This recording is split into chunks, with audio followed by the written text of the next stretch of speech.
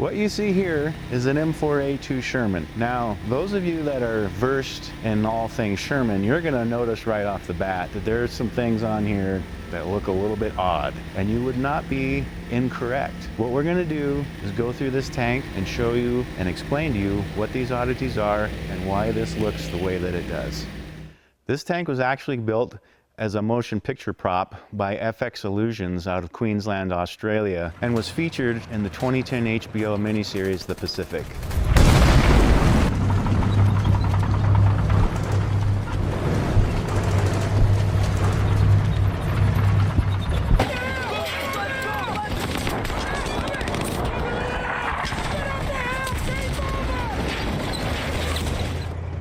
One of the more interesting details about this particular build is that it was actually built on an M3A3 or possibly an M3A5 Grant hull. The National Museum of Military Vehicles was fortunate enough to acquire this tank in 2017 from the Melbourne Tank Museum.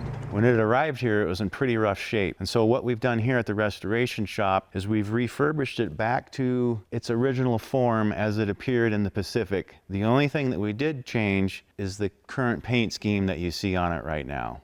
So here we are at the back of the tank, and I want to point out some features that positively identify this as being a Grant hull.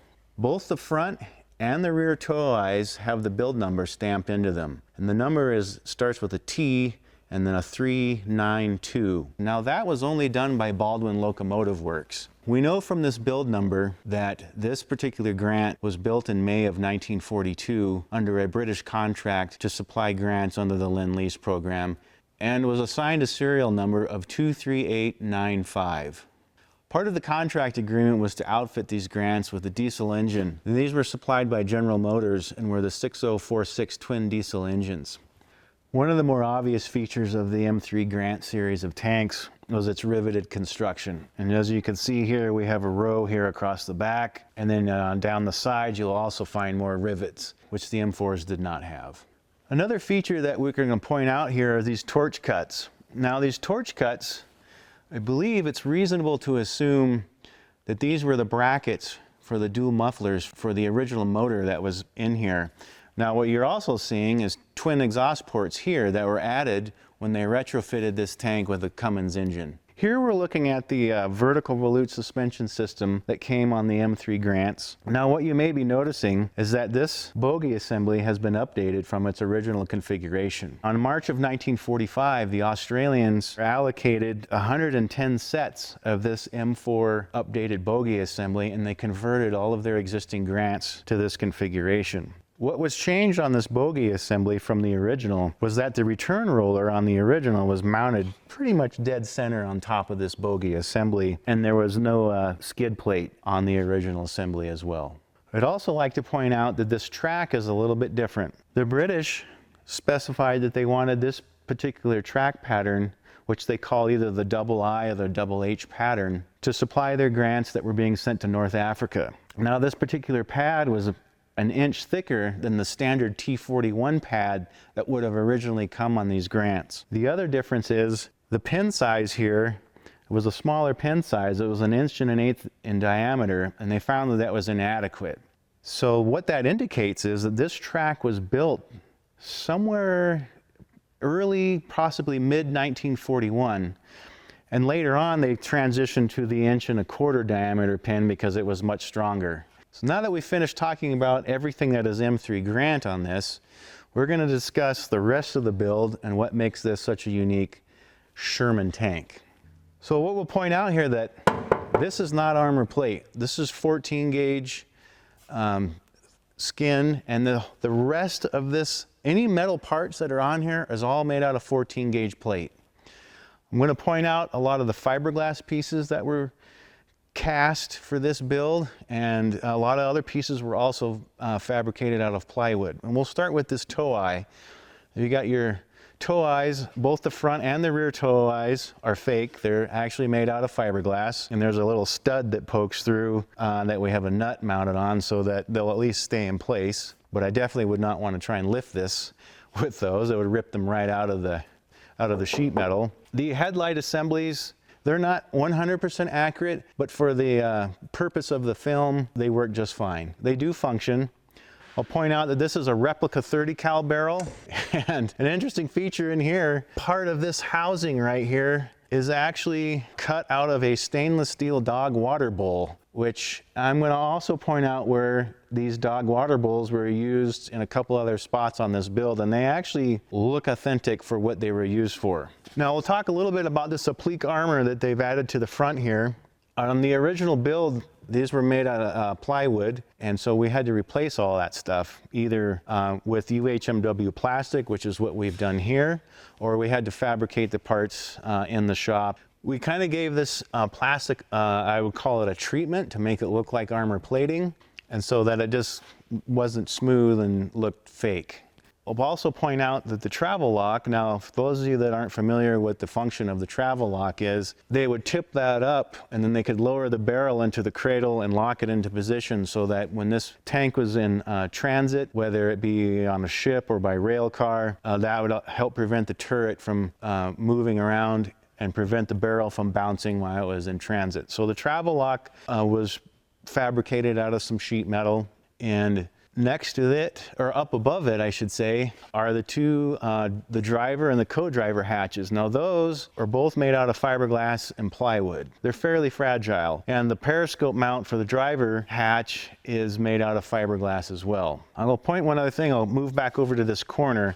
Those of you that are familiar with the Lees and the Grants, you'll notice that on those there's a cutout here in this transmission housing.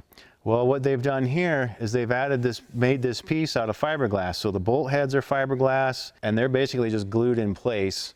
And then they've blended this in, you know, with a little bit of body filler and to make this look how it would have looked on an actual Sherman. You'll also notice that the two front fenders are kind of blended into the body. Now these normally would have been bolted on and you'd see a row of bolts here. But for the purpose of their build, they blended these right in. Another interesting note that we're going to point out here on the front is these numbers here.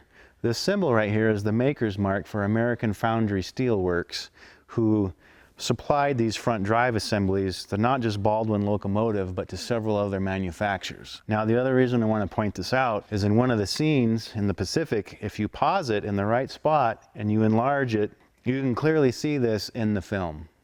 At the time we were refurbishing this tank, the museum had not yet installed the Iwo Jima diorama, and it was felt that we should have more representation of marine armor. This fits perfectly with the fact that this Hollywood tank was featured in a show about the Marines in the Pacific Theater. With some research, we found an image of an M4A2 on Iwo Jima that belonged to the 3rd Marine Tank Battalion. Now, for some of you, you may be wondering, why is there a white star on this tank? That was typically only painted on Army vehicles. Well, that's because in this case, it was the official insignia of the 3rd Marine Tank Battalion. So we feel our choice of paint and marking represents perfectly both the role of this tank in film and the role the Marines played in the Pacific. Now, there's one other thing we need to point out here. This camera here, there's actually 4 of these that are on this tank. 1 at the front, 1 at the rear, and 2 on each side. We believe that that was so the driver of the tank could see what was going on around him when he was all buttoned up. This turret is a fiberglass mold, and they've done a really nice job of building this. It's got a lot of good detail in it, and it was detailed to kind of resemble the 75mm turret that was the Delta 50878 model. I'll start out by pointing out some of the details up here on the top of the turret, and we'll also talk about the gun barrel. We had to replace the commander's split hatch because it was all made out of plywood, and so it had all rotted out and it was in really rough shape, and the fiberglass housing here was also cracked where the hinge was at, and so these hatches were almost falling off of the tank. So we rebuilt all that, and we fabricated the hatch out of more UHMW plastic, and these turned out really nice and they work well. And also this periscope is a fake periscope mount, all made out of either sheet metal or more fiberglass. Another interesting thing, I mentioned the dog bowls earlier. Inside here there would be a turret ventilation fan. Well, this is where the air would exit out of the turret, And so that is fabricated also out of a stainless steel dog bowl with a wooden cap. Now, if you look at a picture of the actual turret, this looks very realistic. And they did a fantastic job of utilizing these dog bowls to build that feature. And the funny thing is, when we pulled all of these off of here, when we were refurbishing this, we actually still had the price tags on the bottom of the bowls. Now, both of these periscope mounts are also made out of fiberglass, and so the turret is fairly fragile. Now, this turret does rotate, and the barrel is capable of elevating, but it's pretty primitive how they built that on the inside, and when we move to the interior, we'll show you how they did that. The last thing I want to point out is the barrel. It's fabricated out of some thin sheet metal, and then on the end of the barrel, you guys are probably noticing the wire sticking out there, and you may be wondering, well, what is that for? Well, they've welded a plug about 8 to 10 inches back on that barrel so that they can put their pyrotechnic devices in there, and they use that wire to ignite those pyrotechnic devices to simulate the main gun firing. On the back deck here, I'm going to point out some more details. If you look right here, this piece here of metal, this is called a splash guard. Now, the function of the splash guard is to keep debris and, more importantly, enemy rounds from impacting in and around the turret ring, which would then make the turret inoperable. We had to refabricate because they had built that out of plywood, so we refabricated that. We also duplicated this piece here that you see when we actually made this out of wood ourselves, because we thought it was pretty cool how they made this piece, and we just decided we would duplicate it. These lids here, or caps I guess you would call them, for the fuel filler and the oil dipsticks, those are all cast fiberglass pieces as well, so they don't function. They will not open up, but they look 100% authentic. So what we're going to look at here is the engine that FX Illusions installed, and this is a Cummins V903 engine, which is also coupled to an Eaton 13-speed transmission. Now, an interesting fact is the engine and the transmission are still sitting in the frame rails that they were mounted to from the truck that it came out of. Now, you may be wondering, like, why is there a 13-speed in here, and how is that functioning? Well, the 13-speed it just remains in one of its gears, and I don't know which gear that is, but it just remains in that one gear. It is then coupled to a drive line that goes to the original transmission, which was built by Mack.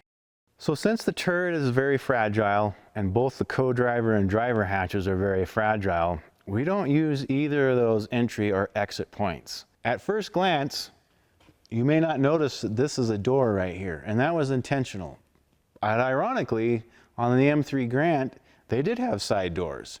But what I also want to point out is this welding here before we open this thing up. All of this welding that you see here, all over the entire body of this thing, is all fake. It's all done with caulk. We went to great length to duplicate what the welds would have looked like on an actual Sherman. And actually, when we received this Sherman, they had done the same thing when they built this, but a lot of it was peeling off and it just looked really ratty, so we had to redo all of it. And I probably used 3 cases of caulk to do all of the fake welding all over this whole thing. Before we open the door, I just want to kind of show you guys what we did here for this applique armor that we've added to the sides. We have this on both sides of the tank, and you saw earlier that we've had applique armor up on the front as well. And so we gave this a treatment because this is made out of some UHMW plastic. And so what we did to make this look more authentic is we sanded this thing down with 80 grit paper to give it a rough feel. And then we beat on this thing with hammers and other objects to give it a little more of a worn look. And then we also sprinkled some sand on there to make it look a little more gritty, to get it a little more of an authentic look. The other thing I'll show you is you see there's no door handle here that's visible, and that was by design. We hid the door handle up here so that it's not visible, and that is how we open this up and how we get in and out of this Sherman. So inside this turret, you can see it's fairly rudimentary construction, but that's all they really needed for the film.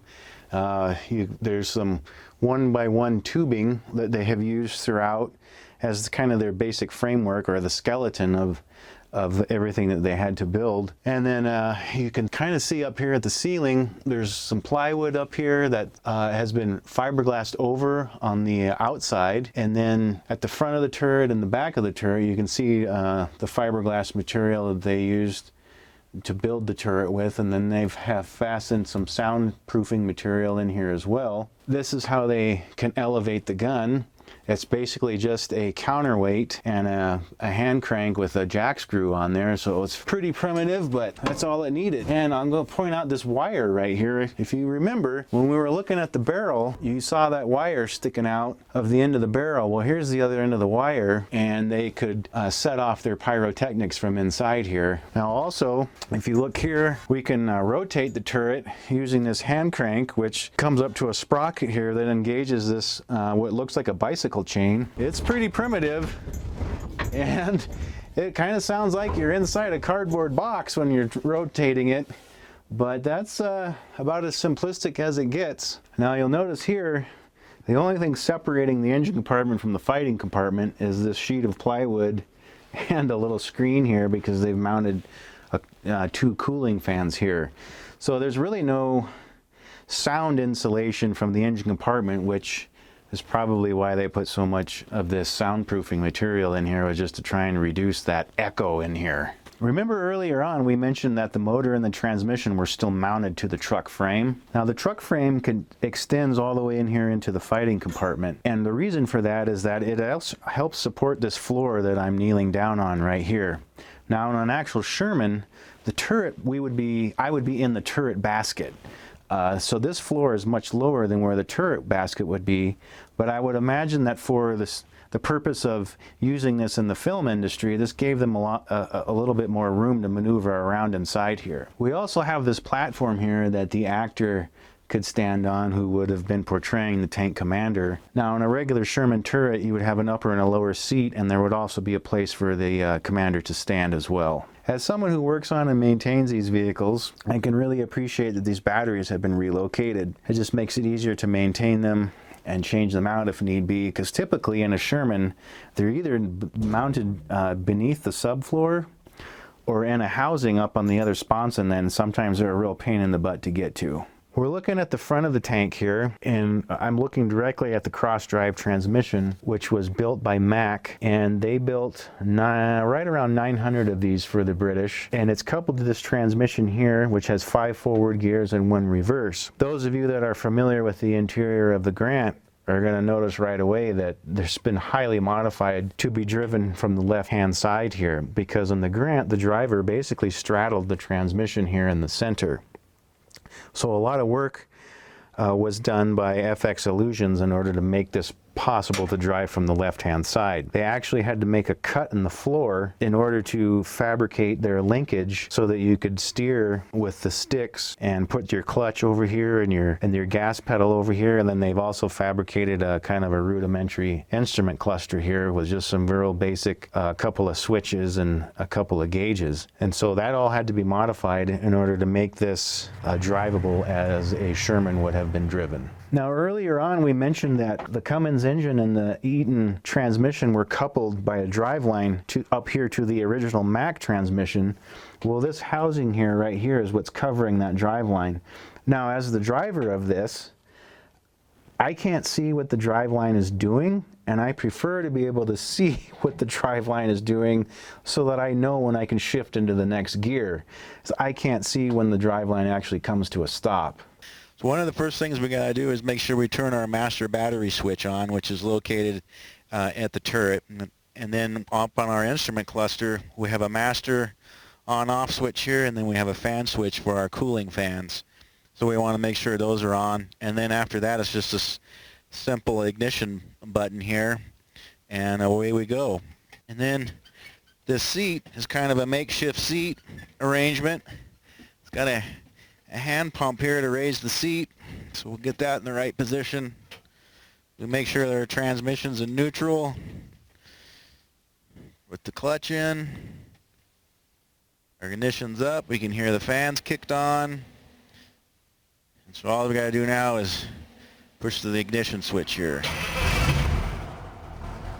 All right, so in order to get this into forward motion, On a regular Sherman tank that's of full weight, you normally would start out in the second gear, but since this is such a lightweight tank, we can start it in third, which is what we're going to do right now. So basically we just depress our clutch, and normally I like to see the drive line to see if it's spinning or when it stops, but since it's got this guard on it I can't see it, so we just kind of have to feel for it as we get ready to engage it in the third gear. Yep, there it goes. Alright, we're ready to roll.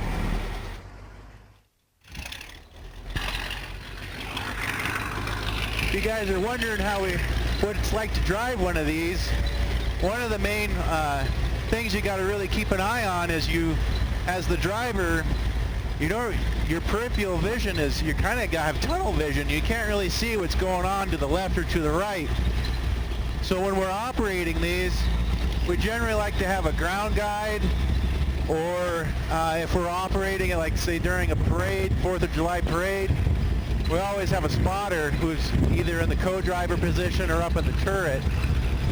Now, otherwise, this particular tank drives real nice. So I'll kind of explain what it's like to drive this. You've got a left and a right-hand steering stick. And so when you're coming up to a corner, like we're going to right now, and I need to make a right-hand turn, I'm going to pull on that right-hand stick. And what that does is it applies a brake inside the cross-drive transmission, which will then slow the right-hand side track down, and then the left-hand track will keep going, which will cause it to turn. And same thing, if I want to turn to the left, I'm going to do the same thing, just the opposite. I'll pull on that left stick, and it'll activate the brake in the cross-drive transmission so that I can make a left-hand turn. And then if you want to come to a complete stop, you need to push in on the clutch, and then you just pull both handles back at the same time, and that engages both the left and the right brake inside the cross-drive transmission. And one of the limitations on the Sherman tank is that we can't do what we call a zero turn. It won't actually lock up the track completely when you pull the left or the right stick. So it does have some limitations on its turning radius because you're not able to do a zero turn. So I'll show you guys right now. We're going to do a hard left turn here. So I'm going to get a hard left on the stick. We'll give it a little more throttle. And it just does not have a very tight turning radius at all. So we just completed about a 180-degree turn. And I couldn't tell you what the turning radius is, but it's not real tight. I know some of you are probably getting a little hungry right now. So if military equipment satisfies your appetite, please like and subscribe, and we will see you on the next one.